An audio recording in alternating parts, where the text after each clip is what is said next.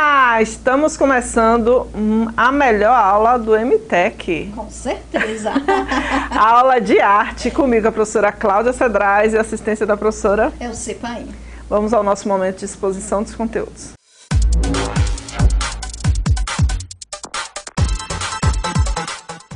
Começando mais um ano, começando mais uma série nova, né? Vocês passaram do primeiro para o segundo ano e começando, dando seguimento ao nosso trabalho em arte. Deixa eu ver quem está aqui comigo hoje. Araci Pauta, Araci Barreira, Macaúbas, deixa eu ver quem mais. Por enquanto, né? Tá aqui no meu chat, daqui a pouco aparece mais gente, tá bom? E aí, surpresos? Tô aqui de novo. E nesse de novo a gente apresenta a equipe de artes, na articuladora, professora Neila Silveira, professores Cláudia Cedrais, Elci Paim e Jussi Lobo.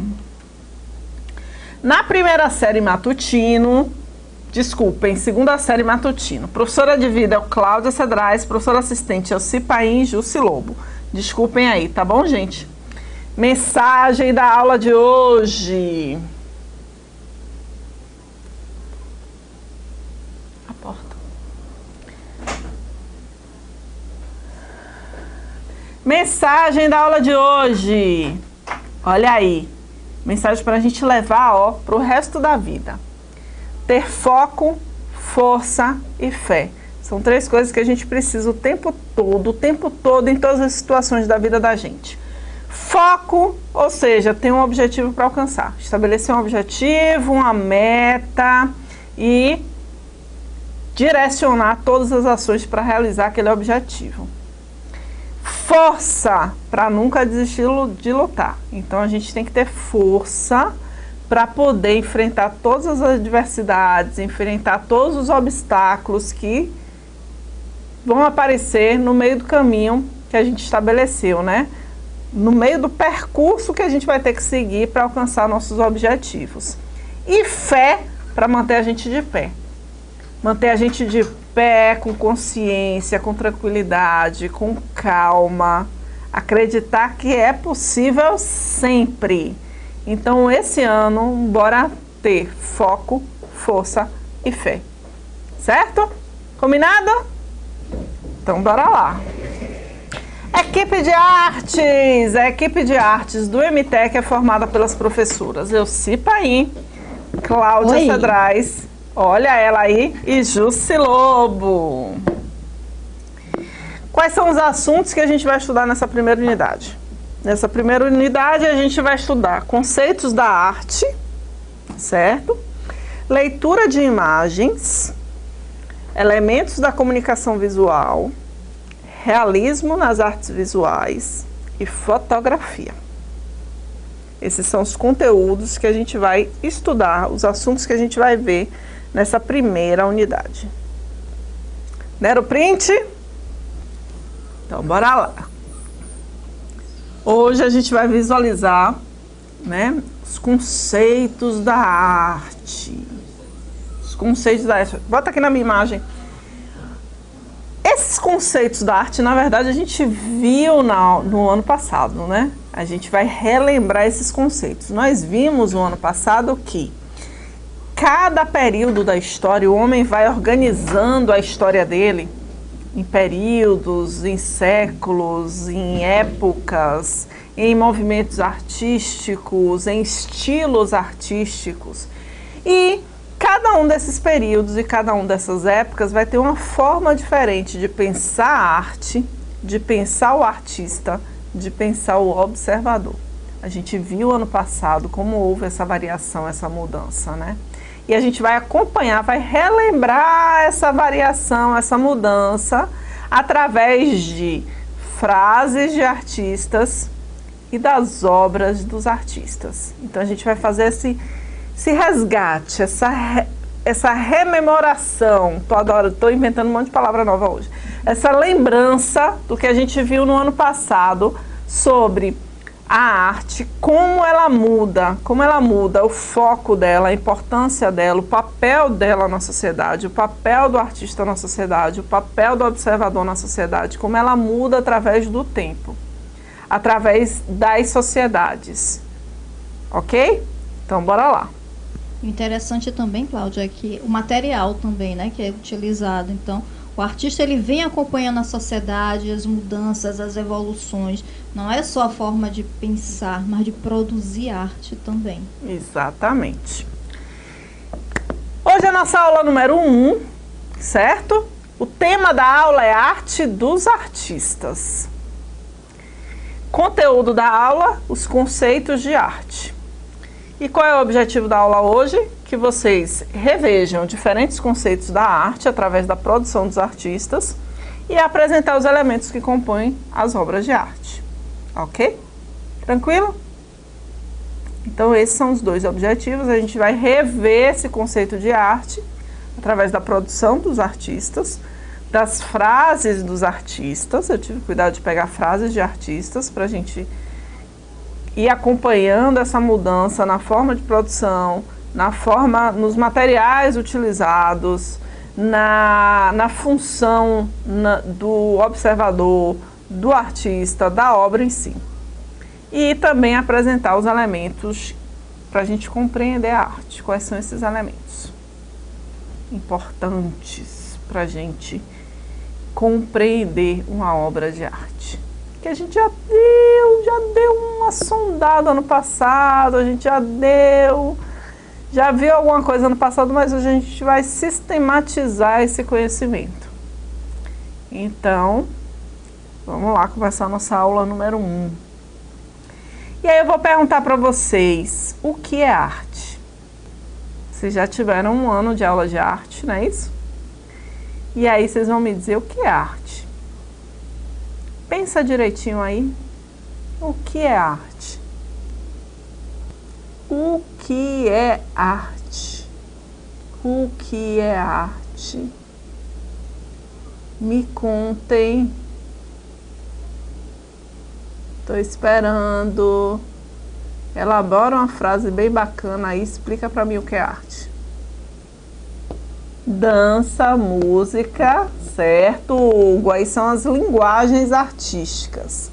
Pronto, Araci Barreira, tudo aquilo que nós produzimos é arte. De certa forma, tá certo, Araci Barreira. Só falta um pequeno complemento, mas a gente vai ver isso daqui a pouco, não é?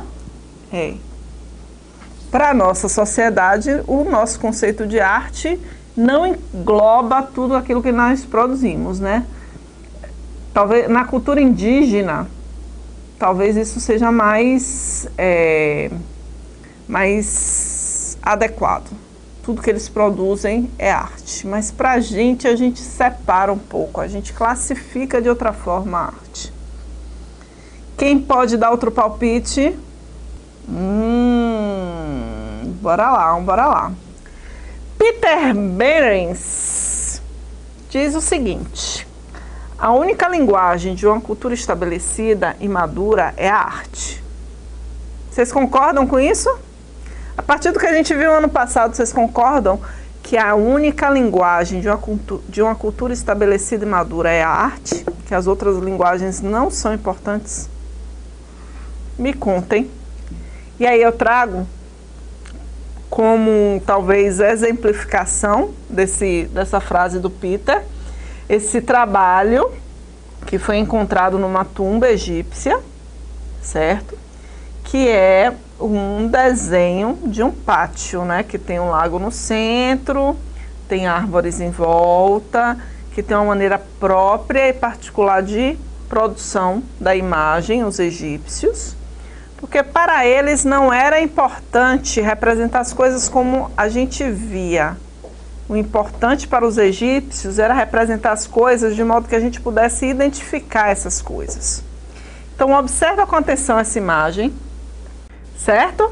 Então, a ideia dos egípcios não era representar como a gente via.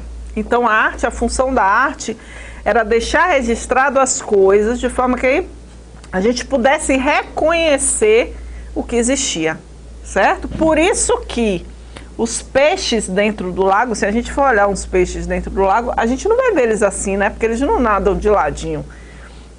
Mas o importante era registrar as coisas como era, para a gente poder reconhecer essas coisas. Então, os peixes, qual a melhor forma de você identificar um peixe? Se você desenha ele de lado. E aí eles faziam isso. As árvores também, as árvores estão em volta da piscina não, do lago, e aí você representa as árvores como se você estivesse olhando elas de frente, não de cima, porque a gente tem a vista do lago de cima, né? A gente vê o lago todo, mas as árvores como se a gente estivesse olhando de frente para as árvores. Então eles misturam vários pontos de vista, várias perspectivas diferentes, porque o objetivo não era representar como a gente via as coisas, o objetivo era representar as coisas da melhor forma possível, de maneira que a gente pudesse identificar o que estava sendo representado, certo? É uma perspectiva da arte. Professora, é a melhor, é a mais bonita, é a mais correta? A gente não tem como julgar isso, né? Cada um vai julgar, cada um vai qualificar o trabalho de acordo com suas experiências, sua vivência, sua história de vida. E as necessidades também, né? Talvez naquela época houvesse essa necessidade de estar representando as coisas para que as pessoas pudessem identificar da melhor forma possível, como você falou. Porque tinha crença na vida após a morte, então tinha outras questões religiosas e políticas envolvidas na representação das imagens dessa forma. Aí eu trouxe um trabalho do Jacques-Louis David, certo? Patroclo, de 1780, a gente já dá um pulo para o século XVIII, e o Davi diz o seguinte, que arte é dar corpo e forma perfeita ao pensamento. Isso que é ser artista. Então, nesse período, nessa época, século XVIII, os artistas tinham a preocupação de representar as coisas exatamente igual como a gente via. Então, o corpo era representado com todas as suas dobras, com todos os seus músculos. Olha a luz que tem essa imagem. Parece que é um corpo de verdade. Parece uma fotografia, só que é uma pintura. Então, o artista tinha essa preocupação de representar as coisas exatamente igual à realidade, de registrar as coisas no mundo. Outro motivo deles fazerem isso é que não existia máquina fotográfica naquela época. Então, o artista era efetivamente a pessoa que registrava as imagens do mundo. Então, existia essa necessidade social de que ele fizesse exatamente igual como as coisas eram de verdade. Ok? Então, a gente tem aqui o pezinho sujo, os músculos, o cabelo desgrenhado, provavelmente tem um vento passando aqui, né, que está desgrenhando esse cabelo, então tem várias, tudo representado exatamente igual à realidade. Então tem a sensação que a gente pode tocar esse corpo, que ele está quente, tocar esse tecido que parece uma seda, pelo brilho, pela maneira como ele está dobrado. A gente não sabe direito onde ele está, né, mas parece uma parede aqui, meio com reboco mal feito, então o artista tinha essa preocupação de representar as coisas exatamente como a gente via e como a gente percebia. E bota aqui na minha imagem. E durante muito tempo, a arte vai ter essa preocupação de representar as coisas. Os artistas vão se aperfeiçoando para representar as coisas exatamente como a gente vê. Com a mesma luz, com a mesma sombra, dando volume, com a textura dos objetos imitando a realidade. Durante muito tempo. Uma parte dos motivos para que isso acontecesse é porque a gente não tinha outros meios de representar, de registrar a imagem das coisas. E a gente tem essa necessidade, né, de ver, de ter o registro. Então, os artistas eram responsáveis por registrar as coisas como elas eram, para mostrar aos outros, para deixar perpetuada a imagem das pessoas, as coisas que elas gostavam, para contar histórias. Nas igrejas, a gente vai ter muita representação de cenas bíblicas, que a maioria das pessoas eram analfabetas, e a maneira de você contar aquela história era através das imagens. Então, a gente vai ter uma série de igrejas, e durante o período bom do tempo, que a Igreja Católica foi muito forte, a gente vai ter a arte muito vinculada à Igreja Católica. Então, os artistas vão representar as coisas, né, as passagens bíblicas, para que as pessoas conhecessem a história da Bíblia, seguissem aqueles ensinamentos, seguissem aquelas regras, certo? Então, bora lá. Continuando, a gente vai avançar mais um pouquinho. Vamos lá para os modernistas. Degas trouxe uma dançarina no tutu verde. E o Degas diz o seguinte: o artista não desenha aquilo que vê, mas aquilo que precisa fazer os outros verem. Olha como muda a perspectiva do Davi, né? A frase do Davi que o artista tem que representar as coisas como elas são na realidade. E olha a frase do Degas, que diz assim: não desenha aquilo que vê, mas que os outros, precisa fazer os outros verem. E o que é que ele precisa fazer os outros verem? Às vezes é uma cor, às vezes é um movimento, às vezes é uma textura, não é mais a forma que interessa. Olha o trabalho do Degas. Não é aquele trabalho perfeitinho que parece uma fotografia. É um trabalho que ele quer mostrar o quê? O movimento. Ele quer mostrar a beleza, a riqueza dos detalhes aqui. Então ele não tem mais aquela preocupação, bota aqui na minha imagem, de representar as coisas exatamente como a gente vê. Não tem mais a preocupação de representar as coisas como imagem fotográfica, realista, exatamente igual à realidade. Por quê? Porque nesse período aí dos modernistas, o que foi que aconteceu? A gente já tem a invenção da máquina fotográfica, a gente já tem uma máquina que registra as coisas melhor do que os artistas. Por quê? Porque a máquina não mente, né? A máquina registra exatamente o que ela está vendo. Será que registra? A gente vai ver nessa unidade quando a gente falar de fotografia. Será que não dá para a gente dar uns truquinhos, enganar as pessoas quando a gente faz uma fotografia? A gente vai ver nessa unidade. Mas está surgindo a máquina fotográfica. A máquina fotográfica já é uma realidade no final do século XIX, início do século XX. E o artista ele se desobriga da necessidade de representar as coisas como eles são. O artista começa a representar as coisas que ele sente. E começa a dar valor e valorizar alguns elementos formais das imagens, que são as linhas. Então a gente vai ter trabalhos onde a linha é o elemento mais importante do trabalho, a gente vai ter trabalhos onde a cor é o elemento mais importante, a gente vai ter trabalhos onde a textura chama mais atenção, a gente vai ter trabalhos que não tem figura, que não temos a figura, que a gente não consegue identificar o que está representado lá. E a gente vai ver toda essa história durante esse ano letivo, essa história do modernismo. Então, a partir do momento que tem uma máquina que registra as coisas como elas são na realidade, o artista ele não se sente mais, não é mais obrigado a representar como são. Se eu não sou mais obrigado a representar como as coisas são, eu posso representar agora as coisas como eu sinto. Então eu vou trazer o que está dentro de mim, a subjetividade. Minhas raivas, minhas angústias, minhas frustrações. E esse período modernista vai coincidir com a Primeira e a Segunda Guerra Mundial. Então a gente tem uma revolução social, vários avanços. E isso tudo muda a vida da gente. E o artista tem aquela anteninha, capta todas essas transformações e propõe mudanças que às vezes a gente acha maluquice, que a gente acha balela, mas 30, 40 anos depois a gente já assimila aquilo, já aceita aquilo, já acha aquilo bacana, bonito, interessante. Certo?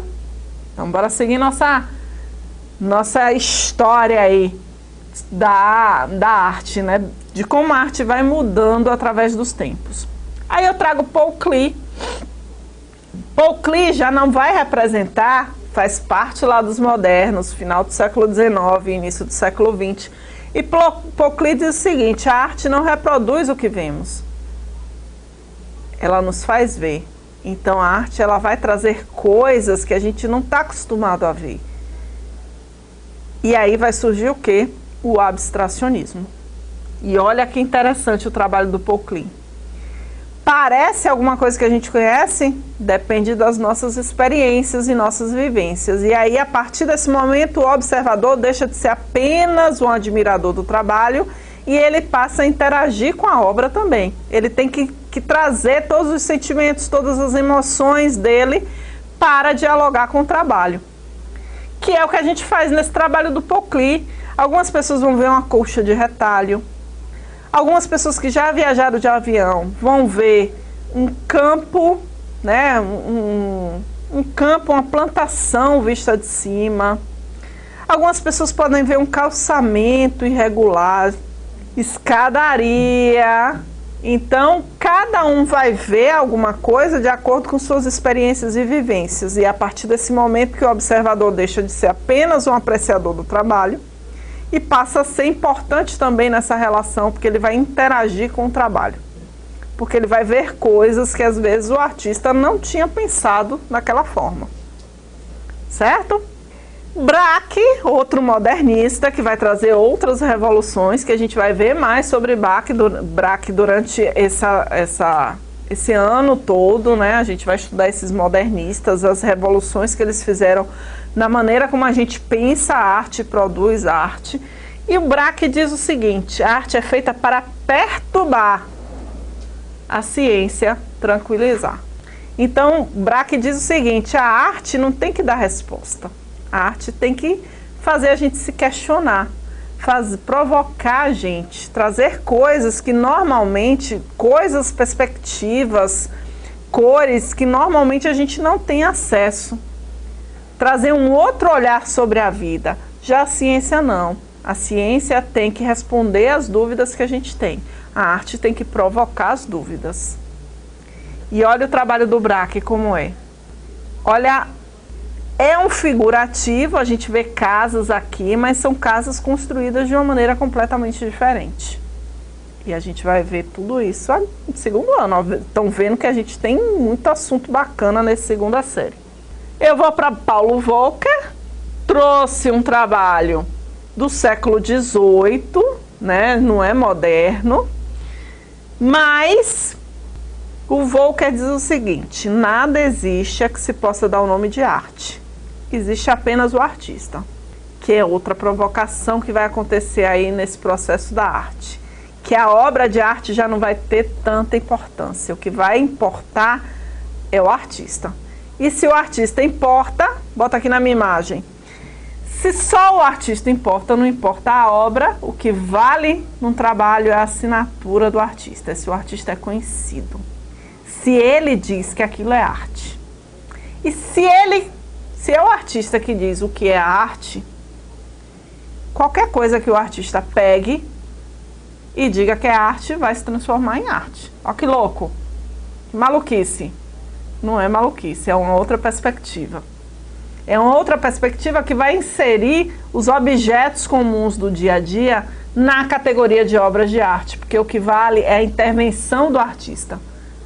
Não são os materiais que fazem a obra de arte. Não é o que está sendo representado que faz a obra de arte. É o artista que é o grande criador. É o artista que vai se apropriar das coisas do mundo e definir e determinar o que é arte. Só ele, durante o período do tempo, né, vigorou essa ideia de que só o artista era capaz de dizer o que é arte e o que não é arte. E como é que ele diz isso? Através da assinatura dele. Então, o que ele assina e coloca lá na galeria, no museu, aquilo automaticamente ganha o status de uma obra de arte. E aí a gente vai ver os mictórios de Marcel Duchamp, né? Que ele pega um mictório, bota deitado, assina e diz que aquilo é uma obra de arte. Então os artistas vão começar a se apropriar de elementos, de coisas que já existem. Às vezes dá uma configuração nova, às vezes não, e dizer que é arte. Porque a gente está passando por um momento na história da arte que é o artista que determina o que é arte. Não é mais o Marchand, não é mais o Mecenas, não são mais os galeristas. Quem vai determinar o que é arte é o artista, certo? Mas não se preocupem, essa história será contada ao longo desse ano todo. A gente vai chegar até o final dessa história esse ano, tá bom? A gente vai ver como é que começaram essas mudanças e todo esse processo durante esse ano. Aí eu trago outro artista muito importante da arte, ele já é mais contemporâneo, né? Já é considerado a arte contemporânea, o Andy Warhol. E ele diz assim: um artista é alguém que produz coisas de que as pessoas não têm necessidade, mas que ele, por qualquer razão, pensa que seria uma boa ideia dá-las a elas. Então reforça a ideia do Paulo Volcker de que quem determina o que é arte é o artista. É o artista que diz o que é uma obra de arte e o que não é. E o Andy Warhol vai fazer justamente isso. Ele vai pegar coisas do cotidiano, vai ampliar, vai reproduzir várias vezes e vai dizer que é arte. Aqui, por exemplo, são caixas de sabão que ele pega, um sabão comum na época, ele não criou esse sabão, é um sabão que existia na época, que vendia no mercado. Ele pega essas caixas de sabão e ele reproduz essas caixas de sabão e diz que é uma escultura, certo? Então, é interessante que nesse período também vai se utilizar de coisas do cotidiano, mais do que nunca Andy Warhol, né? Ele vai pegar esses objetos do cotidiano, vai aproveitar também a questão da industrialização. É uma crítica também à questão da industrialização, dessa produção em massa, que como a sociedade está consumindo. Então, não é simplesmente a reprodução, né, de objetos do cotidiano, tem algo a mais que vocês vão discutir mais tarde. Pois é, durante o ano a gente vai ver, bota aqui na minha imagem, a gente vai ter todas essas discussões, a gente vai conhecer, vai entender como foi esse processo, vai entender que não foi uma coisa que as pessoas aceitaram de imediato, porque hoje em dia a gente vê esses trabalhos, assimila, entende, até não entende, em alguns momentos diz assim, mas por quê? Isso é obra de arte, né? Porque na época ela rompeu com algum padrão, com algum paradigma, com alguma norma. Ela trouxe alguma novidade. Para a gente hoje em dia não é mais novidade, porque a gente já acostumou, já naturalizou essa produção artística de uma maneira ou de outra, mesmo que a gente não frequente galeria, que a gente não frequente espaços artísticos. Mas isso está na publicidade, está na propaganda, está no nosso dia a dia. A gente acaba naturalizando essas questões. E aí a gente não entende porque é que foi moderno, foi contemporâneo. Aí a gente precisa voltar no tempo, ver o que acontecia naquela época, o que era considerado arte naquela época, o que foi introduzido como novidade, como inovação, e para a gente entender por que é importante a gente estudar. Mesmo que hoje não pareça inovação, que hoje não pareça novidade, a gente precisa voltar no tempo para entender quais foram as mudanças que essa imagem, que esse modo de pensar arte, que esse modo de dialogar com o produto artístico mudou a nossa vida hoje. Porque hoje nós somos frutos dessas mudanças. O que a gente acredita hoje, o que a gente usa hoje, o que a gente consome hoje é produto de todas essas mudanças que ocorreram nas diversas instâncias, né, da nossa vida. Não só na arte, mas nas questões políticas, nas questões religiosas, nas questões sociais. Então, todas essas mudanças estão refletidas hoje em como a gente é, e entender como essas mudanças estão refletidas e nos transformaram para nós sermos assim como hoje, cabe, né, permite que a gente projete como a gente quer ser lá na frente, quais são as mudanças que a gente tem que realizar hoje para a gente chegar lá, daqui a 20, 30 anos, da maneira como a gente, foco, como a gente quer viver, certo? Então, bora voltar aqui. A gente vai ter mais mudança. O artista diz o que é arte e o que não é arte. A gente tem situações políticas que são representadas através da arte. A arte é uma grande ferramenta em relação às críticas sociais. E durante o período, a arte vai ser usada como crítica social, como ferramenta política. E aí o Paulo Bruschi, paulista não, acho que ele é pernambucano, Paulo Bruschi, mas ele é brasileiro com certeza. Em 1977, já no século XX, ele vai dizer assim: não existe arte pela arte apenas. A arte não é só decorativo, a arte não é só para ficar enfeitando a parede. O artista é um ser social e só o fato de o ser é um ato político. Então a gente vai começar a perceber, e os artistas vão começar a se apropriar dessa perspectiva de que a arte não é só decorativa, que a arte não é só produto, não é só... A arte também é um meio de promover mudanças sociais e políticas. É um meio de protesto, é uma forma de crítica social. Então, o objeto artístico, ele muda de função.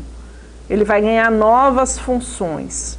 Ele não vai mudar só de função, ele vai ganhar novas funções. Além de decorar a parede, ele também vai ser usado para fazer críticas sociais, crítica política, reivindicações. Então, a arte vai ganhar essa função também, certo? Aí eu trago ele é um roteirista de história em quadrinho, um Alan Moore, desenhista, roteirista. Agora eu me atrapalhei toda, porque pro de arte tem dessas, viu? O Alan Moore, no mundo dos quadrinhos, super conhecido, e eu trouxe os quadrinhos justamente porque eu acredito que quadrinho também é uma forma de arte. Bota aqui na minha imagem. Da mesma forma que nem todo desenho a gente considera obra de arte, nem toda pintura é obra de arte, nem toda escultura é obra de arte, nem toda música é obra de arte, nem toda dança é obra de arte, nem toda história em quadrinho é obra de arte. Mas a gente tem grandes histórias em quadrinhos que são obras de arte, que eu recomendo a leitura com paixão, certo? Porque eu sou dessas aficionada, apaixonada por histórias em quadrinhos. E a história em quadrinho, ela vai surgir no século XX e ela vai trazer como perspectiva, como linguagem nova, a junção do texto e da imagem. Quando a gente lê uma história em quadrinho, a gente tem que ler as duas coisas. A gente não pode só ficar lendo o texto, a gente tem que ler as imagens, porque as imagens trazem informações que complementam a mensagem do texto. E o texto traz informações que complementam a mensagem da imagem. Então a gente nunca pode ler uma história em quadrinho apenas o texto, porque é muito pobre. A gente não absorve todo o conteúdo que tem na história em quadrinho quando a gente lê só o texto. E muita gente nem gosta de história em quadrinho por isso, né? Por quê? Porque a história em quadrinho você precisa ler a imagem e precisa ler o texto. E precisa compreender os elementos que formam ela para poder entender o que está vendo. Porque um balão não é só um balão de uma fala. O balão pode trazer outras informações. O balão pode dizer se o personagem está falando normal ou se ele está falando baixinho. A gente viu no ano passado. Então a gente tem várias informações na história em quadrinho. Claro que nem toda história em quadrinho a gente vai considerar como uma obra de arte, mas existem histórias em quadrinhos que são obras de arte, que é muito importante a gente ler, né? E o Alan Moore, que é um artista das histórias em quadrinhos, ele vai dizer o seguinte, que a missão do artista não é dar ao público o que eles querem. O artista não tem que dar ao observador o que ele quer, certo? Se soubesse o que quer, ele não seria mais o público, seria o artista. Olha que interessante essa perspectiva, né? Olha aí a frase, bora ler de novo. A missão do artista não é dar ao público o que eles querem. Se soubessem o que quer, não seria mais o público, seria o artista. Então ele vai reforçar essa ideia de que o artista é um provocador. O artista não traz respostas prontas. Hoje em dia, na contemporaneidade, o artista ele vai provocar, ele vai sempre trazer coisas que vão lhe inquietar de alguma forma. Inquietações boas, inquietações ruins, mas ele sempre vai lhe inquietar, ele sempre vai lhe provocar, ele sempre vai fazer você pensar além. Não é só diversão, não é só prazer, é também inquietação, dúvidas, questionamentos. Essa é a função do artista hoje na contemporaneidade. Trago o trabalho do Juarez Paraíso, um artista baiano, que tem um trabalho fantástico. E o Juarez diz assim, olha, todo artista é um pesquisador. Porque produzir arte, gente, bota aqui na minha imagem, fazer um trabalho artístico não é pegar uma folha de papel, não é pegar um pote de tinta e lambuzar de qualquer jeito. Um trabalho de arte é um trabalho de criação. E a gente não cria a partir do nada, né? É uma ilusão a gente achar que o artista tem uma inspiração divina, não. A inspiração do artista vem através de muita pesquisa, pesquisa de imagens, estudo, para poder a gente pensar uma coisa e conseguir reproduzir aquilo na técnica que a gente quer. Então a gente precisa, os artistas precisam estudar muito para dominar as técnicas, precisam pesquisar muito, no caso das artes visuais, as imagens. Para que pesquisar muitas imagens? Para a gente ter um repertório. Quando a gente precisar falar de um tema, a gente ter várias imagens na nossa mente para a gente conseguir, a partir dessas referências, criar uma imagem que seja diferente, que traga uma inovação, que traga alguma coisa de novidade, ou que reforce alguma mensagem que a gente queira passar. Então, fazer arte não é um trabalho que depende de uma inspiração. Ninguém nasce artista, todo mundo torna-se artista, porque a arte é um trabalho de pesquisa. Envolve a pesquisa também. Você pesquisar novos materiais, pesquisar novas formas, pesquisar outras imagens. Então, a gente traz nessa contemporaneidade, a gente quer desconstruir essa ideia de que o artista é um ser iluminado, divino, que já nasce pronto. Não, ser artista demanda muito trabalho, muito domínio técnico, muita pesquisa para a produção. Sob essa perspectiva, todo mundo pode ser um artista. Como qualquer pessoa pode ser um médico, como qualquer pessoa pode ser advogado. É só você estudar tudo que é necessário para você desenvolver o seu trabalho dentro daquela área que você escolheu, certo? A mesma coisa que faz o médico, a mesma coisa que faz o advogado, que faz o engenheiro, que faz o diretor de estúdio. Você tem que estudar todos os elementos para que você exerça a sua profissão da melhor forma possível, certo? Pronto. E aí eu trago uma frase, para a gente concluir. Arte é conhecimento elaborado historicamente, que traz em sua essência a visão particular do artista, o seu olhar crítico e sensível sobre o mundo. Então, arte é isso, é conhecimento elaborado historicamente, que traz em sua essência a visão particular do artista, o seu olhar crítico e sensível sobre o mundo. É esse hoje nosso conceito de arte. É dentro dessa perspectiva que a gente vai trabalhar a arte. Então, o que é arte? Conhecimento construído pelo homem, né? Arte é conhecimento e, partindo desse princípio, pode-se dizer que é uma das primeiras manifestações da humanidade, pois serve como forma do ser humano marcar sua presença, criando objetos e formas que representam sua vivência no mundo, o seu expressar de ideias, sensações e sentimentos, e uma forma de comunicação. Isso está lá no módulo de vocês, tá bom? Para existir a arte, são precisos 3 elementos. Quais são os 3 elementos? O artista, o observador e a obra de arte. O primeiro elemento é o artista. Eu trouxe, inclusive, 3 artistas baianos, Nancy Novaes, Juarez Paraíso, Bel Borba, todos vivíssimos, tá? Trabalhando, produzindo. Então, o primeiro elemento é o artista, aquele que cria a obra, partindo do seu conhecimento concreto. Então, ele parte do que ele conhece, do que ele pensa, seu conhecimento abstrato e individual, transmitindo e expressando suas ideias, sentimentos, emoções em um objeto artístico. Esse objeto pode ser uma pintura, uma escultura, um desenho, um vídeo, uma instalação, uma performance, que simbolize esses conceitos, certo? Então esse é o artista. Cria a obra partindo do seu conhecimento concreto, abstrato e individual, transmitindo e expressando ideias, sentimentos e emoções em um objeto.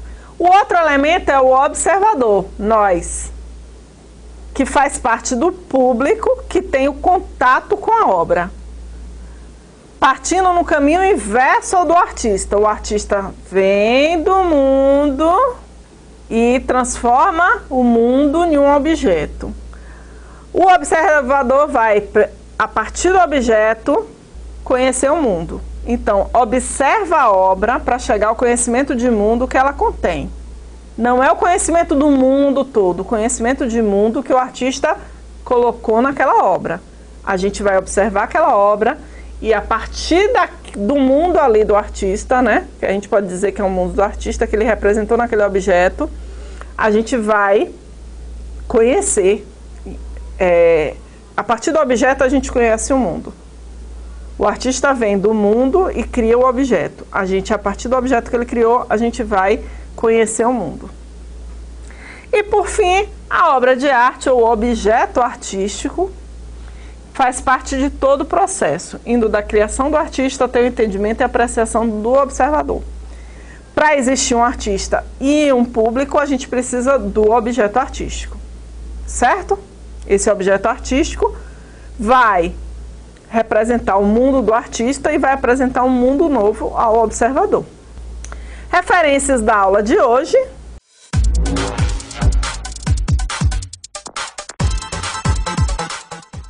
E nosso momento de produção, na próxima aula eu vou falar com mais detalhes, mas a gente tem um grupo no Facebook, bota aqui na minha imagem. A gente tem um grupo no Facebook que é uma extensão da nossa aula. Nossa aula são só 50 minutos uma vez por semana, então a gente criou, o grupo de artes criou um grupo no Facebook que, se vocês tiverem interesse, podem entrar nesse grupo. Lá a gente socializa coisas sobre arte, a produção, o que vocês fizerem nas aulas de arte, vocês podem colocar lá. Aí eu pego esses trabalhos, posto aqui nas aulas para a gente socializar. Tem muitas localidades que não tem webcam, então a gente criou esse grupo justamente para facilitar essa interação. E a gente tem o AVA do MTech, mas o AVA só é acessado pelos mediadores. Lá nesse grupo no Facebook os alunos podem entrar também. Então a gente faz essa aproximação. A gente faz uma integração maior entre mediador, aluno e professor. A gente coloca algumas coisas lá que não... Quer dizer, para colocar os trabalhos lá, você não fica dependente do mediador, o que de certa forma dá uma folga para o mediador, não é isso? Porque aí o aluno se responsabiliza também de postar seus trabalhos. Seus trabalhos individuais você pode postar nesse grupo também. É um espaço para a gente conversar sobre arte. Conversar sobre arte, sobre o que a gente discute aqui em sala, ou conversar sobre arte que a gente vê na rua, alguma dúvida que a gente tem, as nossas próprias produções artísticas, a gente pode socializar por lá, certo? Na próxima aula eu falo como entrar nesse grupo do Facebook, algumas regrinhas, algumas coisinhas que é importante para a gente conhecer sobre, para entrar nesse grupo, tá bom? Porque como é um grupo fechado, as pessoas só têm acesso quem é adicionado no grupo. Então a gente precisa efetivamente conversar direitinho para vocês terem acesso a esse grupo, tá bom? Agora bora para o nosso momento de interação.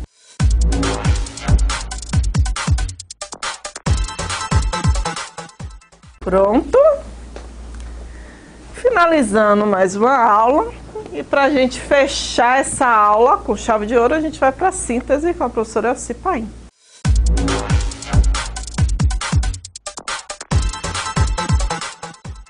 Hoje a gente fez uma pequena retomada dos conceitos que a gente sabe que vinha a ser arte, né? Essa produção artística, né? O conceito de arte que vocês já viram no primeiro ano, a gente teve essa retomada, ampliou um pouco mais esse conceito e vimos também os elementos da arte. O que compõe a arte, né? Do que ela é feita? Do artista, quem cria, quem produz a partir do seu conhecimento concreto, abstrato e individual. Então, ele cria ali, né? O observador é aquele que vai observar, que vai apreciar, que vai ter acesso, né, ao que o artista fez. E o objeto artístico, que é a criação, algo que o artista criou para mostrar o seu conhecimento, o seu mundo, né? E o observador, a partir do mundo do artista, vai perceber outros mundos, faz o papel inverso. Então é isso aí, né, Cláudia? Exatamente, o iniciozinho, uma revisão do que a gente viu no ano passado todo, né? Pra gente começar esse ano vendo coisas novas, aprendendo coisas novas, tá bom? Beijo no coração, toda segunda-feira, terceiro horário, aula de arte aqui. Até lá. Exatamente, até lá.